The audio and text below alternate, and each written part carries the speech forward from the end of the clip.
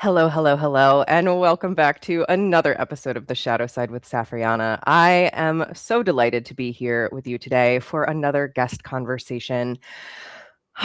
It's going to be a good one. It's going to be a juicy one. It's going to be full of shadows, as always, because we are here today to talk about fear.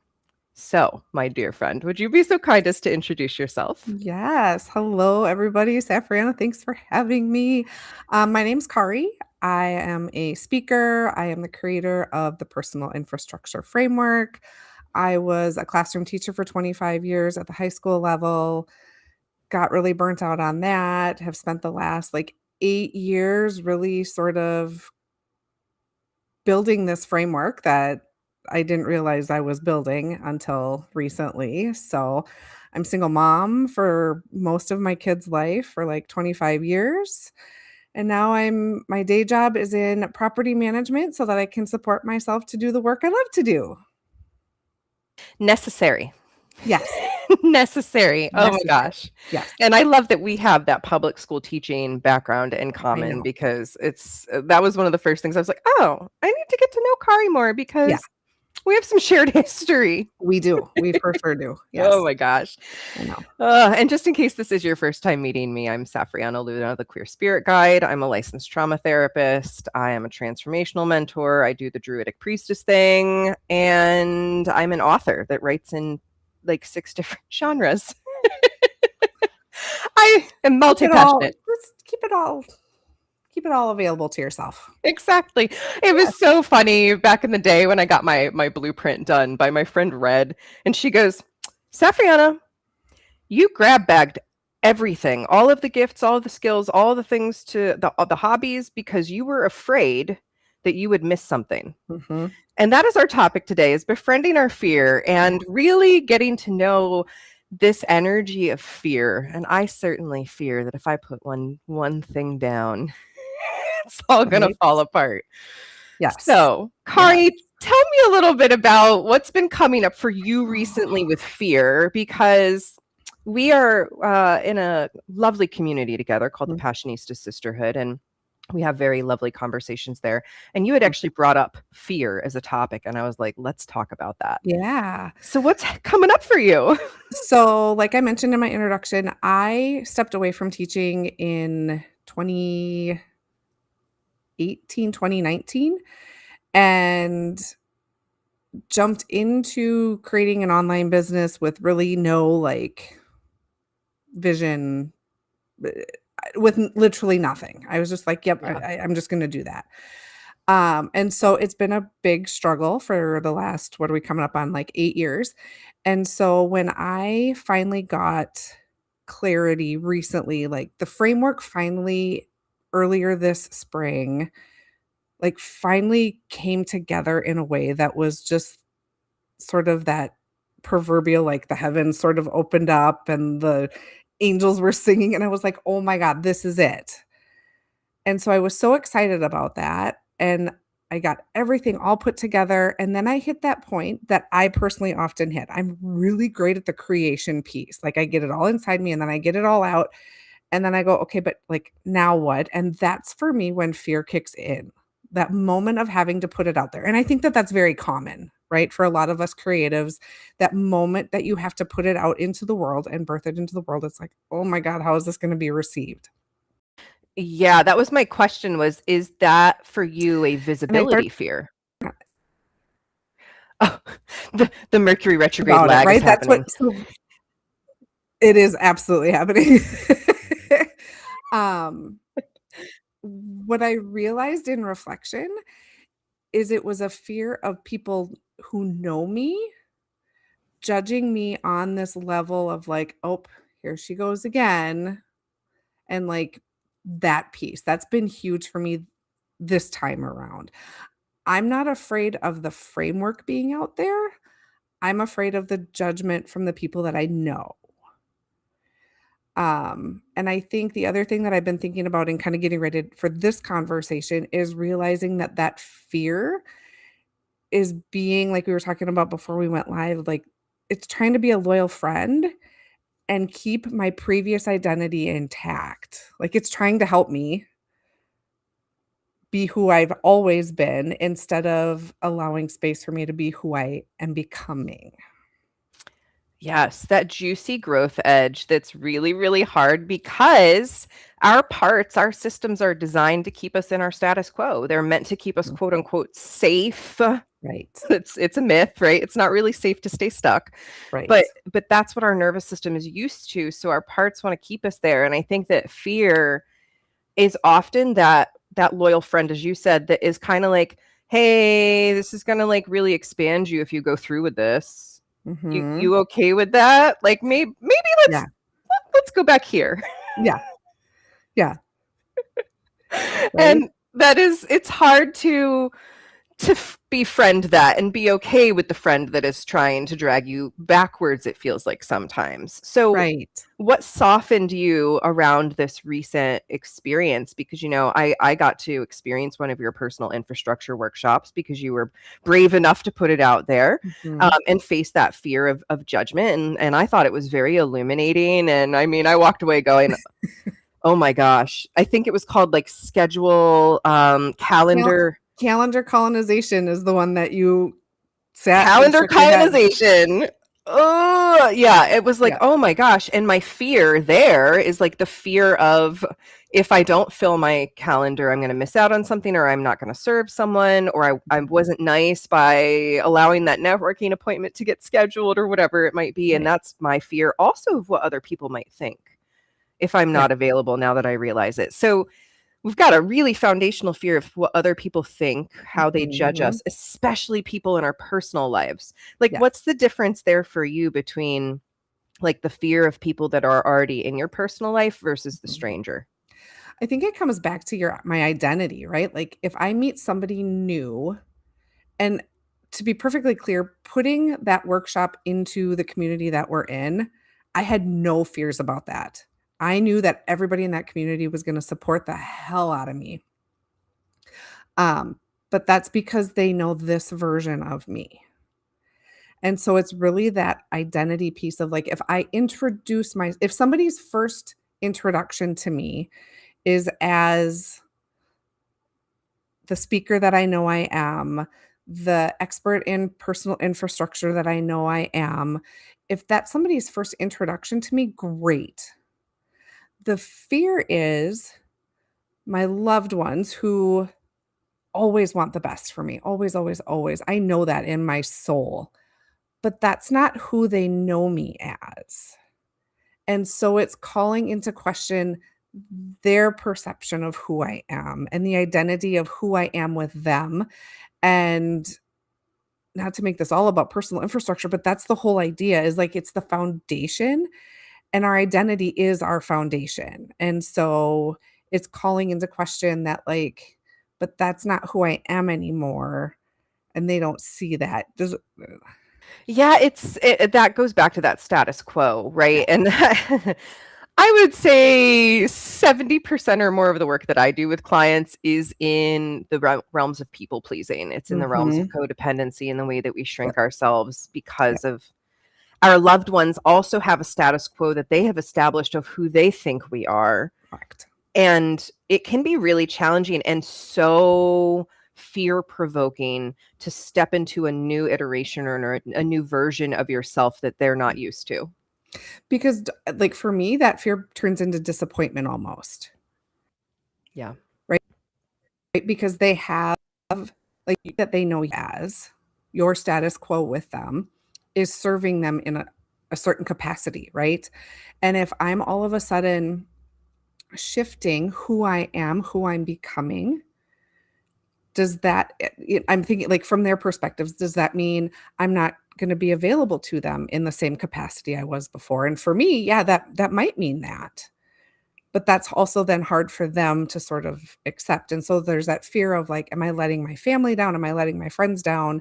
Because now they're afraid I'm not gonna be there for them in the same way I was. I'm not gonna have the same role for them that I used to. Yeah, and I think we have a deep survival-based fear that if we are rejected by our loved ones, we Mhm. will end up alone and dead. Like, Yeah. it's as simple as that, like, that visceral, "I will be alone and I will die."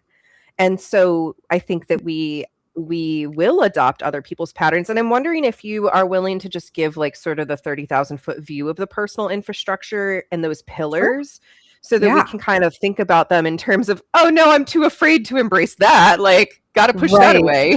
Right. So the 30,000-foot view is this. We spend most of our time living in what I call survival infrastructure. Exactly what you're talking about. This sort of infrastructure. And the parallel in the word infrastructure really came from this idea of like, imagine under a city, like every city has buildings and sidewalks and roads. The underbelly can be different, and that's what I'm talking about, right? Like our underneath. And so most of us, like you said, live in that survival infrastructure. There are 6 pillars that feed into that. Role clarity, which is what we were already talking about, right? Like what's my role in this relationship? What's my role as a professional? What's my role as a coach? What's my role as a speaker?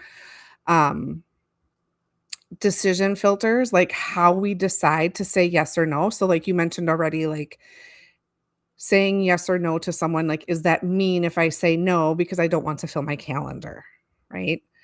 Our time and energy pillar in terms of like the architecture around how we fill our calendar, our communication and our boundaries, which I feel like that's the pillar that we as a society talk about the most. And to be perfectly honest, it's sort of the most superficial level, I think, which is probably why we talk about it the most because it's the least scary, right? Right. And it's the easiest to make an example of in some Yes, ways. exactly. Um, Pillar 5 is like our feedback and our refinement loops for ourselves. Like when we're in that reflection mode, we have an infrastructure for how we operate that and how deep we're willing to let ourselves go with reflection. And then the last one is really navigating challenging seasons. Like what is our infrastructure for that? What is our actual internal sort of processes and systems, which is kind of where this came from because I'm very systems oriented and I was doing some systems work. And so it's sort of like your SOPs for how you run your life is really what this all boils down to. And the whole point of it then is to create a personal infrastructure that really does serve you and is based in your true best interest, not what you think is your best interest right now. Yeah. And so I love these pillars because they really they do encapsulate a lot of why we get stuck Mhm, in those fear-based, disappointment-based, and shame-based patterns. And I think mhm, that like a lot of us can language it as fear initially, but when we roll it back, there is disappointment underneath or the fear of mhm, disappointing someone, or there is a deep shame underneath that we are trying to avoid, right? yep. So I one of the things I wanted to talk about today was how fear operates underneath the surface of a life that quote looks fine from the outside. And I Oh, want to use these pillars to talk about that because I think each of those there's a fear that can operate underneath it. So 1,000%. let's start with role clarity. So Yeah. how can fear end up running the show beneath roles? I mean, I think we've alluded to it a little bit already, right? Like if my role, for example, and let me be clear, role clarity is defined by you. When I'm talking about role clarity, I'm not saying like there is an element of the role you play in your family as a dynamic as a whole, but of these, it's your own version of as the fixer. That's my job. And so the underlying fear there is if a family member comes to me and really just needs to vent. Something's not going great, they're having a crappy day, here's a situation, and I don't fix it, there's a fear that either they're not gonna see me as valuable, there's a fear of, like, I'm stepping out of my role as fixer, 'cause that's how I've defined myself, right? Again, so it kinda goes back to that identity piece of, like, "But I'm the fixer, and if I can't fix it, then who am I?" Yeah. Yeah. or Ah, if I'm the super glue, right? Every family's got that super glue, or at work, if I'm the even just on a very basic level, if I'm the communication pinpoint and all of a sudden I'm not like, so just that idea of like how you identify yourself and the fear of not meeting the expectations of that role that you gave yourself. yeah, and I'm thinking of, like, the fear of updating those roles in others as you're alluding to. Yeah, There's such a big thing there, like, if we're unwilling, we come to that point where we're like, "I'm not willing to play that role anymore." right. Then what? We're afraid that we're going to get abandoned, rejected, we're not gonna be seen as valuable anymore, etcetera, and so I think we'll end up playing those roles that don't really fit us anymore for a longer period of time Yeah. out of that fear. I have to tell you a download that I'm getting every time you talk about that survival instinct. I'm picturing the movie Ice Age, and like all I keep hearing is if you get to that point, you have to go find the other people you're meant to be, right? If you get that sort of if you're feeling alone. I don't know why. That's just the download I'm getting every time you talk about survival. Like, That's I mean, that, it's like I like said. Ice Age. They all got rejected by their tribe, and now they came together to make their Oh, own tribe, and I'm like, yes. "Yes, that's really it right there." Yes, well, and that is so much of the queer experience is Yeah, so many times we are members of the queer community are rebuilding our social structures completely if there was rejection of us not playing the role of the straight yeah, kid, the one that's gonna have the babies or whatever, right. Yep, aggressive thing that we were given. And so this goes right into those decision filters. It's like if yeah, we're already in the, "Oh, no, like, I'm confused in my role," or "I need to people please," or "I don't wanna be rejected, I need to survive," right. how is fear gonna run our decision making? I mean, exactly like you just said, right? Like, really every decision comes down to kind of a yes or no, right? Like, does this serve me or does it not? And a lot of times, just exactly to your point, like, that fear comes in and it's like, you know, and I always it comes down to yes or no, and you know in your gut the moment. Come on, like, if we're all really honest with ourselves, you know in the moment exactly what your answer should be. More than And then likely. correct, and then we let fear sort of take over. Exactly, right? Like, who am I gonna disappoint? And, "Oh my god, if I don't do this, does that mean I'm a bad daughter? Or if I don't do this, am I a bad sibling? Or am I a bad mom? Or am I" right? And so, like, agreeing to be on the parent-teacher committee. Okay, is that really serving you? And for some people, maybe it is, right? Maybe that does serve something for you. Maybe it's a way you can stay connected to your kid, I don't know. Or are you doing it out of fear of not being accepted by the other parents? Are Mm, you doing it out of fear of not seeming like a good parent? Are you, there is there a fear of like, well, all good parents do this, and if I don't do that, I'm not good enough or whatever. Because I think that that's a lot of like the decision filters is a lot of am I good enough or not? yeah, and that oh, man, when we're really running any good enough, not good enough, bad versus good Right, story, right, that is really gonna subconsciously manipulate how we're gonna make those decisions. right. Those are those limiting stories. Yes. So then our time and our energy, Yes. especially if we're operating like, let's just take it from there. We're operating from I'm not good enough or I'm Right. bad. How are we gonna spend our time and our energy? Exactly, exactly, and, like, I just had this happen this weekend, and I actually just did about it, not my brain. I literally watched trash TV all weekend. I was dog sitting, and that's all we did for 2 days because it was, like, too hot to go to the dog park, and, like, Oh, the smoke here is terrible, so, like, we watched trash TV for 2 days straight. Um, and I had all of those fears of, like, "But I'm supposed to be gaining my traction as a speaker, and I'm supposed to be doing this, and if I don't do this, I'm not being good enough, and if I don't take care of this, I'm" like,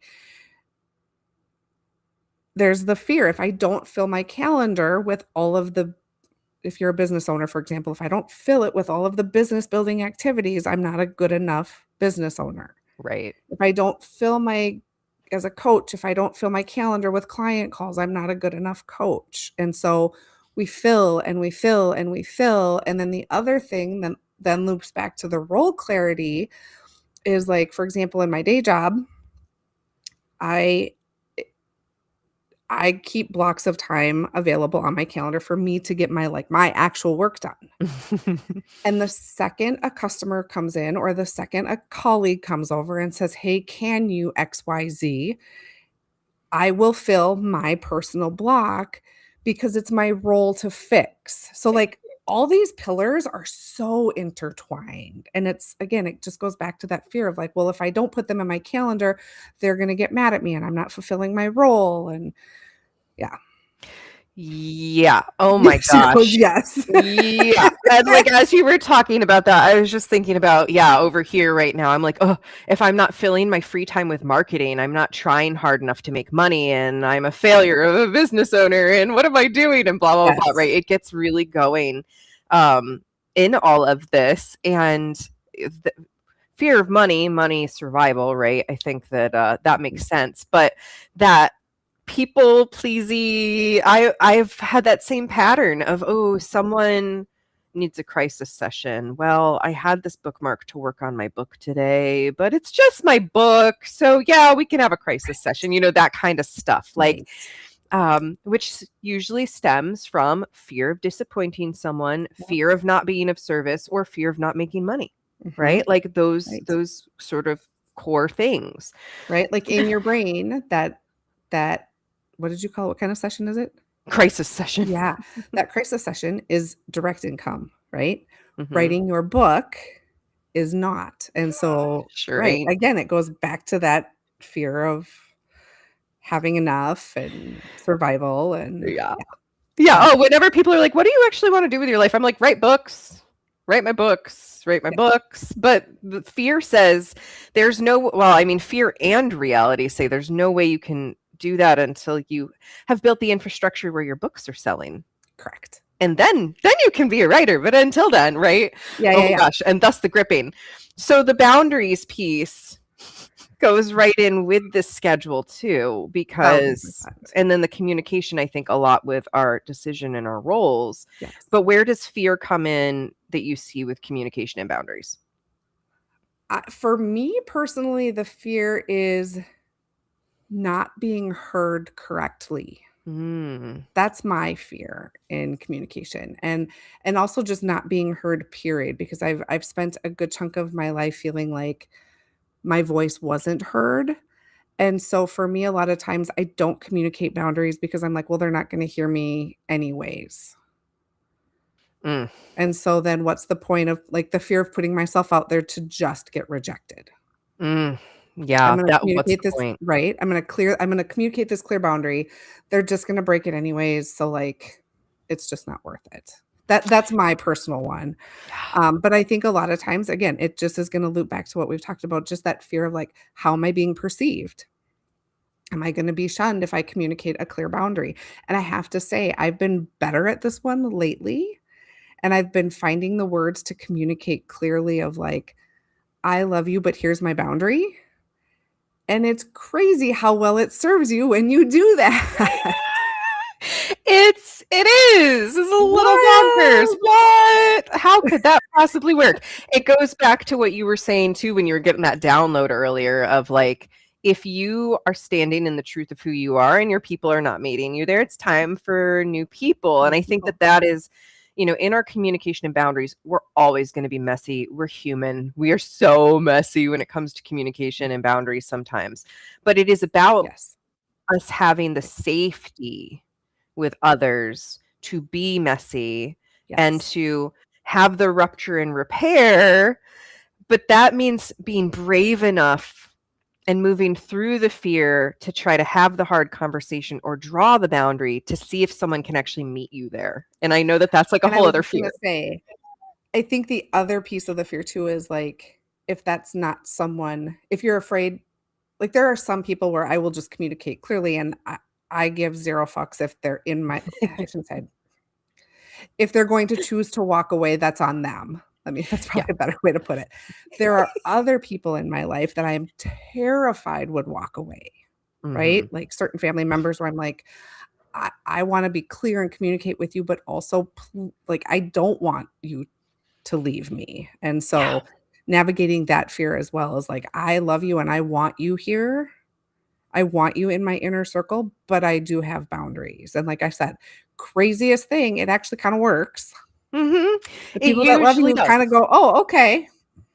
Yeah, and that's the big scary thing is, like, the hurdle, that really huge, Yeah, terrifying initial hurdle of, like, can they meet me here or not? I don't know yet because I haven't necessarily tried because 'cause I've always been in these roles. exactly. And like, so this just happened to me the other day. I needed to set a boundary with somebody, and it's not one that I would normally communicate via text, but it just this person communicates better via text. So I sent this text and I was like, "Yep, here's this XYZ. Like, yes, this is fine, but also here are my boundaries around that." And then for no other reason than the day they were having, I got crickets for a few hours. And can I tell you the panic that I was in? And I was like, "Oh my god, oh my god, oh my god, oh my god, oh my god." The just panic. And then I did finally, like, calm down enough to just send a follow-up to be like, "Hey, I'm really sorry if that landed wrong today. Like, I know you're having a rough day, and I'm really sorry if that piled on. I just needed to be clear about my boundaries." Crazy thing.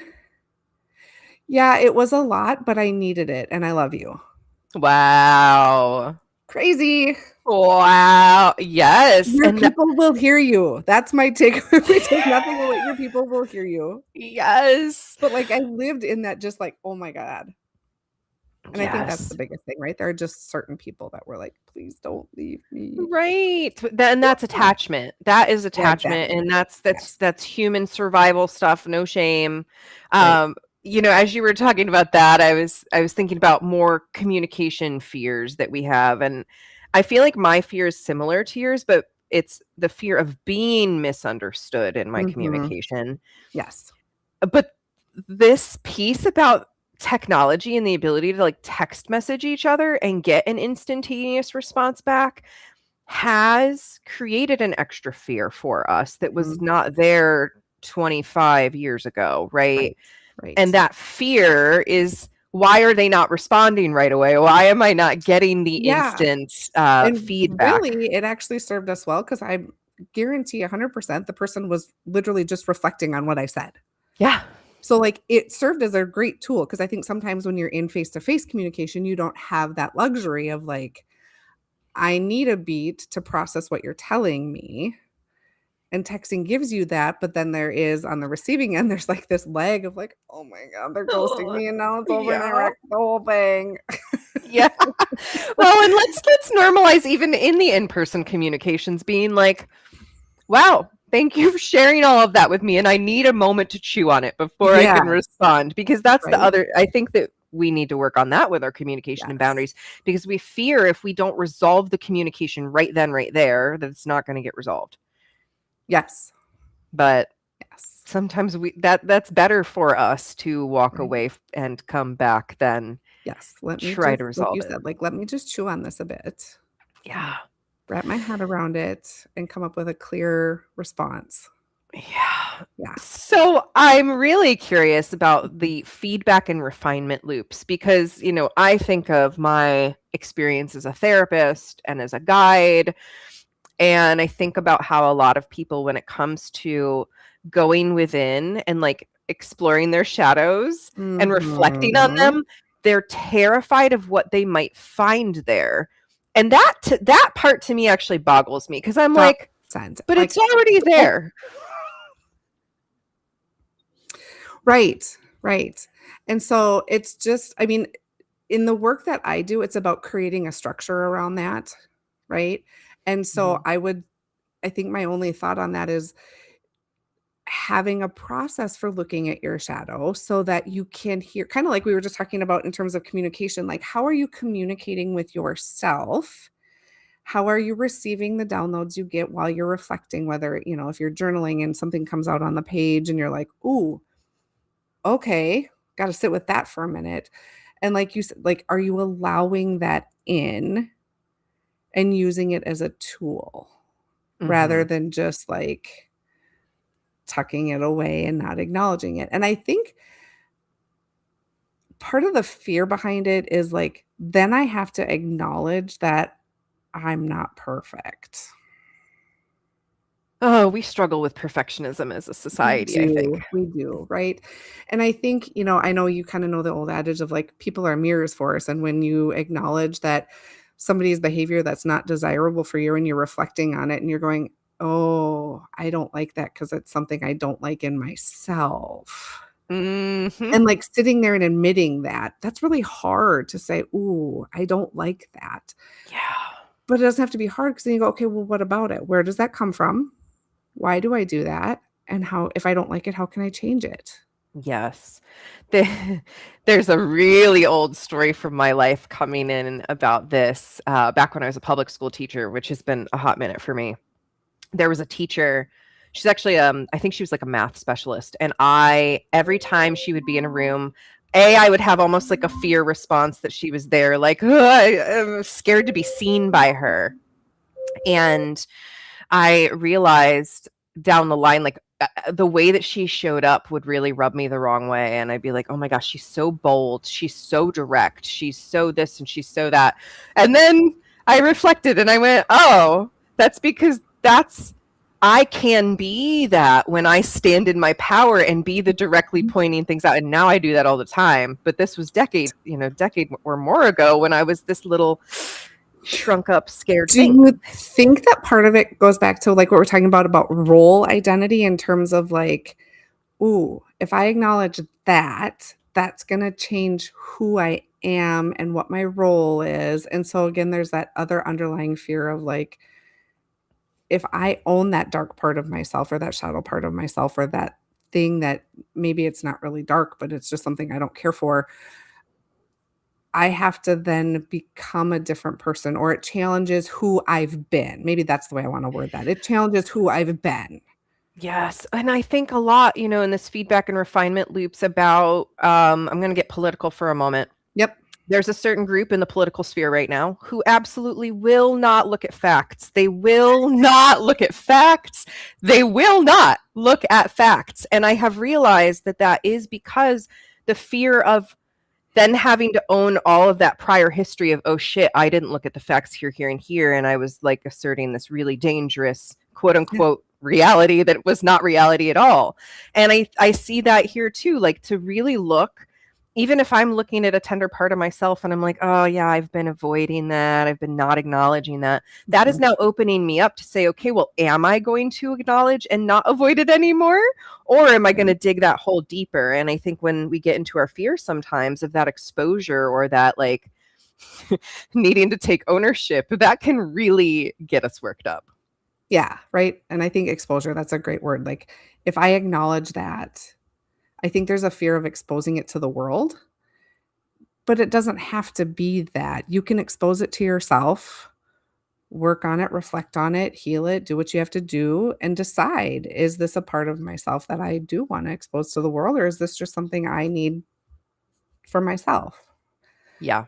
And so, again, just creating those infrastructures for what does reflection look like, having processes for yourself for what you uncover, and giving yourself sort of that space to decide what to do when you're looking at those darker pieces of yourself, and just not being afraid of them because they're unknown. Just like you get to decide, like, it that's the other thing is, as I've created this, I've realized the power in understanding these pillars isn't just, "Ooh, I'm gonna go live this aligned life." It's there's so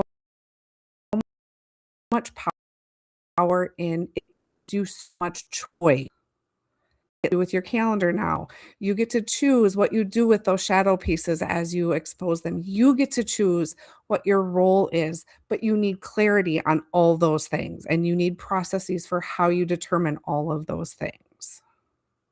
Yeah. Yeah. And I love the fact that you really are thinking about the process because, for me, I help individual people find their process, but I've never thought of it that way. Mhm. Because I'm just like, what works for you? And what Yeah. skills or things do you want to apply? But to really understand that by having a process or a structure, that can remove some of the fear, because that's removing some of the unknown of the how we're going to dive into these things. Exactly. And for a long time, I pushed back on coaches that I had or mentors that I had that were very into, "You must have a process." And I was like, "But I'm more free spirited than that." Which I am. Like, if you ask anybody, I really am. But, like, also, it's okay to have a process for how you manage things for yourself, and it doesn't have to be this very sort of rigid, like, step 1, step 2, step 3. It's, Yes. "Okay, how am I gonna navigate this?" Which goes into that last pillar, which I know we're gonna probably get to, but, like, how am I gonna navigate a challenging season? How am I gonna navigate keeping my calendar under control? And it all comes back to then what's important to you. I'm still working on getting the calendar We're under gonna get you control. there, my dear. We're gonna get you there. I literally went in just the other day and made my networking appointments only one per week. Only one person can Oh, book per week. good for you. And I was like, this feels great. This feels Yeah, wonderful. So yes, I love navigating challenging seasons. For those of you who are unfamiliar, as a druid, I am all about the seasons. So anything that uses the word seasons, I love. yeah. And in my seasons framework, I have a framework literally that's an acronym, seasons. See, one of the S's is for your season of life. And so I love that Mm, you have that reflected here too, because we go through challenging seasons of life yeah. where something unexpected crops up. I'm in the middle of a divorce season right now. I am, redoing my business structure right now. I am in a season of health challenges, right? Like, so these are just a few of the things that we can go through as challenges. There's so deaths, um, natural disasters. I mean, so many different things can come in and rock our world. Right. So tell me more. Yeah, and I'm gonna suggest, only because, again, this has been my lived experience, that if we don't have, again, that process for ourselves for how we wanna navigate those, that's when we get to those seasons where everything feels compounded. You can have multiple challenging seasons happening and not have it feel compounded on top of each other, right? Like you mentioned a lot of things, and a lot of those things for you, those are sort of just life things. But if you don't have a process, which I know you do, and I know it involves lots of spirituality and lots of that, but if you don't have a season for how you navigate all of those challenges, that's when we get into those bigger sort of seasons of just complete overwhelm, right? Because you haven't handled, I'm going to call it a problem for a minute. You haven't handled problem A and you haven't handled problem B and you don't have a system for problem C. And then all of a sudden they're coming together. If I can have problem A and have a system for that, right? Like I too am in a season of, I'm working on some health things.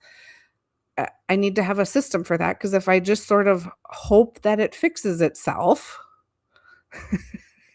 and it doesn't have to be the perfect solution. It doesn't have to be what society, I need a solution and a process that works for me. Same with your calendar. You need something that works for you. One networking call a week. I love it. But if we don't have things in place for how we navigate those, that's when we get into like those long, really hard, really dark seasons of our life where like everything fucking sucks. Yes. Oh It my it gosh. doesn't though, but like let's tackle one thing at a time. And I'm not saying those seasons aren't gonna happen. They are. There's times when it's a lot at once, right? And if Yeah. it all comes at once, it's hard to sort of pick it apart. I'm just a big proponent of like, okay, I have these challenges in front of me. What's like one little thing I can do for me? Doesn't have to be Pinterest worthy, doesn't have to fit Instagram, doesn't have to like be what my name that works for me right now. And we're gonna go from there. So like for me, my health thing right now is I'm doing 10-minute workouts every day. Just 10 minutes. Like, is that ideal? Nope. I think most people would tell you like 30 and you have to do this mix of cardio. And I'm just moving my body 10 minutes every day. Yeah. It's not perfect for the world, but it works for me. I'm gonna rock your world right now. and tell Okay. you that one of the most recent studies that I saw as a therapist, because I, I have to keep Yeah. appraised on the health things, 13 minutes of cardio a day is the sweet spot. Fabulous.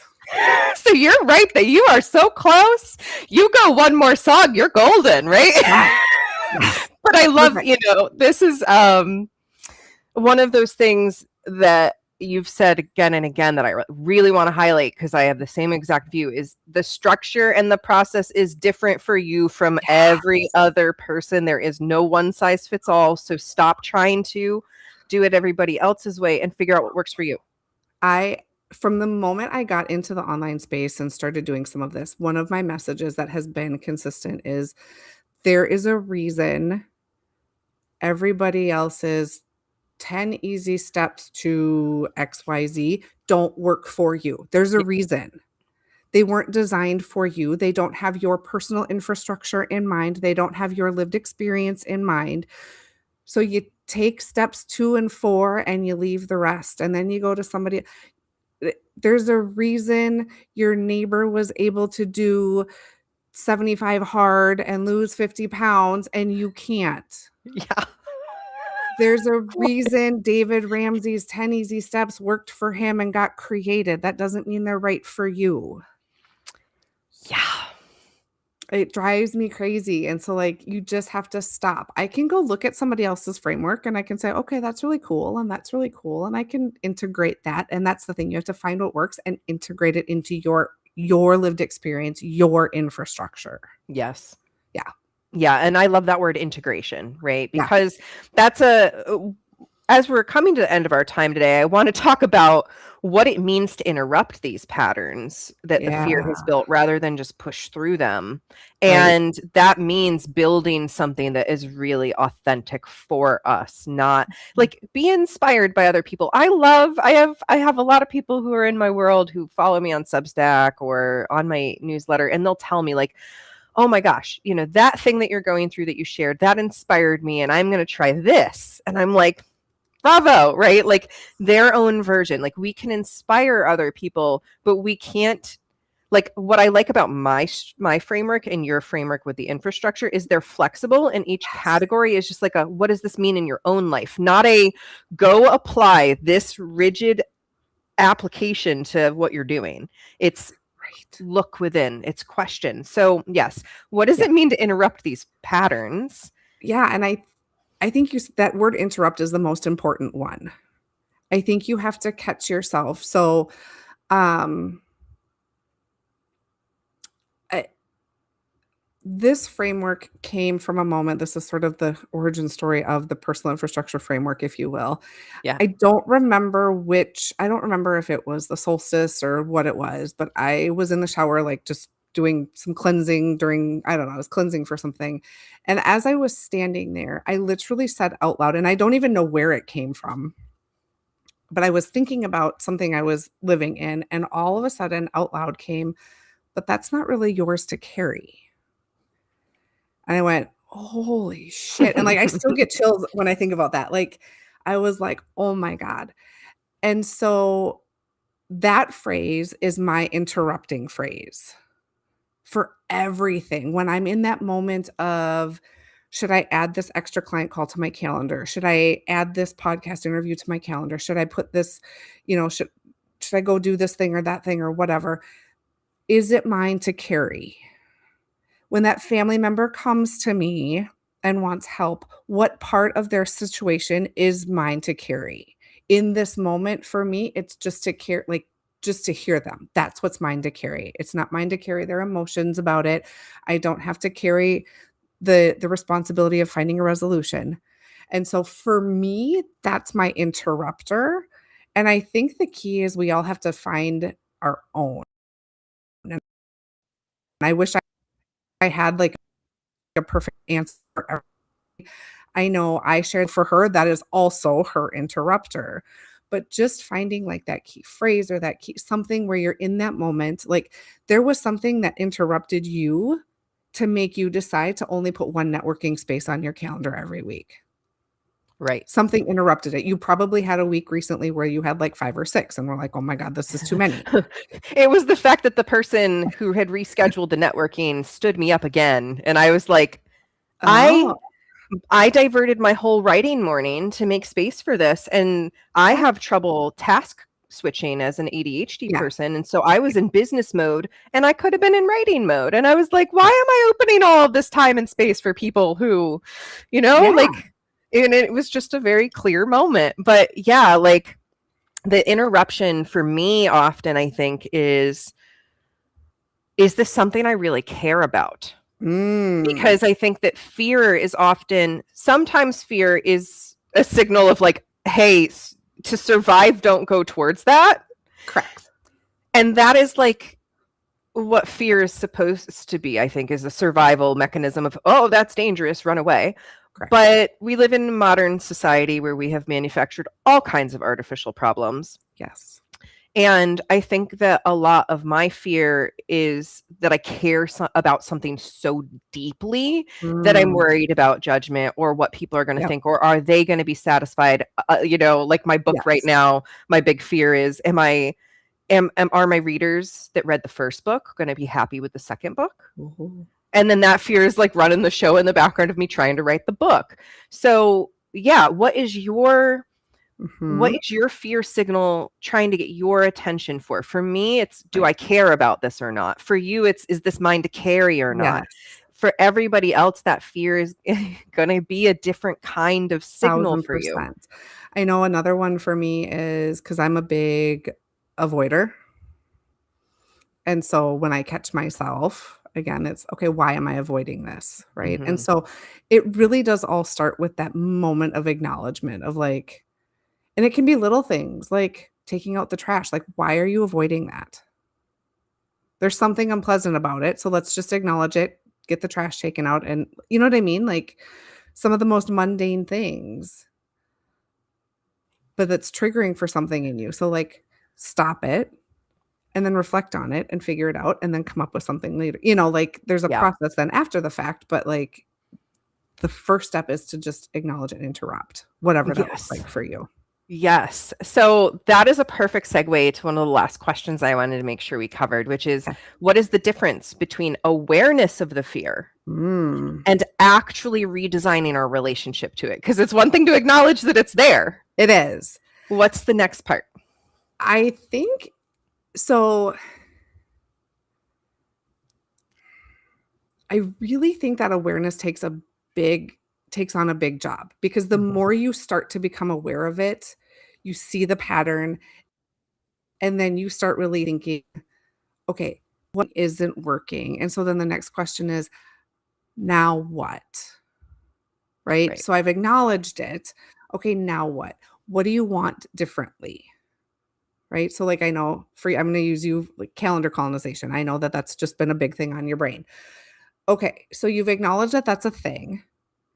What are you gonna do about it? And I don't mean going out and getting all of the perfect color coded like that, because that's what I did when my calendar was colonized. I went and I was like, "Ooh, I need that personalized planner that costs $100, and I need all the pretty markers, and I need to do this, and I need to highlight, and I need to color code and have stickers." And okay, but what and none of that worked. That's crazy. Right. It was Crazy, just I more know. stuff on your None of it calendar. yes. Um, but then it's really asking yourself, "Okay, if this is not what I want, and I'm seeing that there's a pattern, what do I want?" And so again, for you, it was, wait a minute, I'm designating time for something when really I want to be designating time for this. And acknowledging that there's a trade-off there, but what's more aligned for you. So for any of the maybe parents listening, like I used to colonize my calendar with my kids' activities, right? And that's sort of an unavoidable thing, right? Like kids do a million things. Oh my gosh. Yeah. But to do all the things rather than teaching them how to be discerning about what do you really want to do, and then filling our calendar accordingly and making appropriate. So if my And as a single mom, this was huge, right? Like I've got 2 in different activities and I'm running from one to the other, and I have to really sit down with myself and say, "Okay, do I really am I acknowledging that?" I don't how am I gonna word this? Making sure that I'm letting them be involved in things that they truly wanna be involved in rather than just putting them in sports because that's what everybody in our community does. Right. Or adding to the activities calendar just because we're supposed to, or, that's what everybody like, just really reflecting on, does this full calendar really reflect who I am? I guess that's the way to word it. Like, does this reflect who I am? As a mom, does this reflect who we are as a family? Or are we just being busy to be busy? Mm, yeah. And so I think pulling them all back to that, like, am I taking on this role of fixer because it's genuinely who I think I am and want to be? Or am I doing it for some sort of external gratification? Mm, yeah. Right. And like, recently I had the phrase like, auntie always shows up. My sister's got littles, and like, if they FaceTime, I will always answer. And if they ask me to come down for a birthday party, I will always go. If my children reach out, and I was like, okay, that's great. Is that truly who I am? Or am I just showing up so that everybody loves me? Right. And it's like, no, that really is who I am. I want to be there for those things. So those things have priority in my calendar. Yeah. Is that I love all? Hopefully that's all resonating. I don't know. Yeah, no, I love the discernment in that. Like, Yeah. there's discernment in, is this what I really want to do? And I heard when you were talking about, being the single mom and all those activities, Mhm. an underlying fear of like, am I being a good mom? That fear of like, am I doing what I need to do for my kids? And Right. then, but you kind of came, it sounds like, to your own recognition that it's you have to have time for yourself too, and Right. that is an important example for your children to see and Exactly. for them to understand, like, we don't just fill our calendars with everything all of the time. I Right. think that's such a modern problem. Right. I mean, when we're schooled, literally schooled, to go from activity to activity to activity to activity with like hardly any break for 7 Right. hours out of the day, Right. then that builds up some patterns. Exactly. Exactly. Ugh. So, yeah, so it's just acknowledging those patterns and saying, "Okay, is that really who I am, Yeah, or I is it a love that. different thing?" So, Yeah, and then from there, we get to redesign our relationship to whatever that is, to decide if we wanna exactly. keep it or release it, Exactly. Exactly. Right? which I Like, think brings up its own fear when we're releasing 1000%, because something. then again, it loops back to where we started this whole conversation of like, well, then that means I need to present a completely different identity of who I am and all the fears that come with that.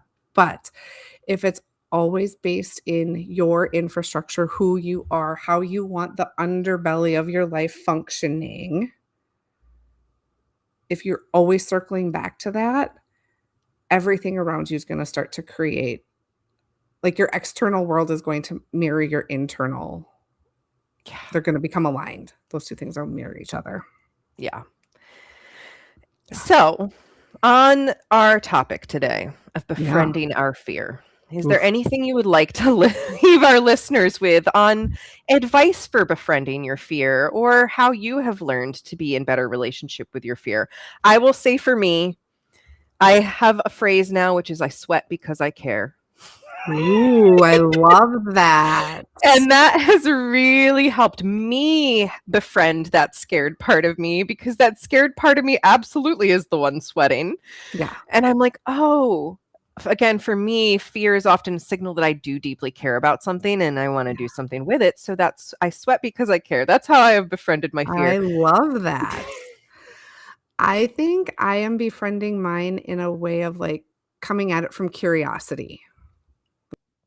Like, where is this coming from? What am I afraid Mm, and okay, what am I actually afraid of? And is that an actual fear? Right? Like, to your point, like, is that actually something I should be afraid of, or is that just my mind playing tricks on me and something I just need to explore and get over myself. And something you need to take back into the feedback and refinement loop and really sit with. exactly, and, like, sit with for a little bit. And I think that's the other thing too is, like, I think we talked a little bit about this already, but, like, you don't have to, like, hide your fear or squash your fear, right? Like, if it's there for a reason. I guess this is where my curiosity comes, like, why is this coming up? And, like, let's sit with this for a minute and just let it be a thing. Yes, and this image came up for a client of mine recently spontaneously, and it's something that came up for me years ago, and I was like, Mhm, okay, so there's something here too, mhm, which is seeing our fear as an infant, that we just put, like, when it's here, when it's present, as you were just saying, like, we pick up that baby and we put them against our chest and we say, like, I love you and I see you and I know that you're scared, and we're still going to walk forward, we're still going to do the mhm. thing, whatever it is, but, like, to not reject that fear, to I allow it to love be there. that. I love I'm a sucker for a good metaphor, so I love that. Well, I'm a parts therapist, so I literally interact with the parts all the time, and fear really is like a little baby sometimes. Yeah. So take that for what you will. But No, I love that. thank you so much, Kari, for this conversation today. And has your website officially launched? I think so. I think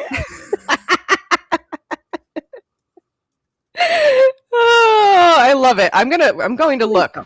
right here right now. KariHurd.com, I believe, should be up and running. And if not, the other link I will make sure is in the show notes so Yes. that you can get to Yeah. Kari's beautiful page.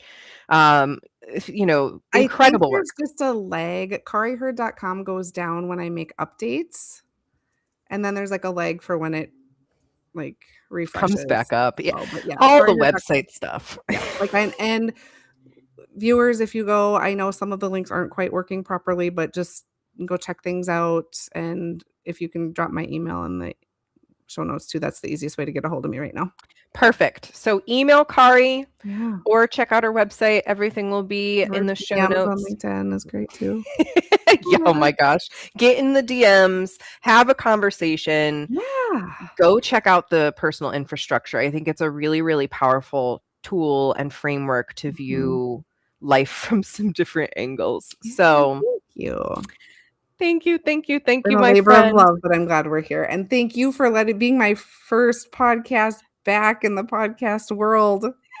Yes. Yay.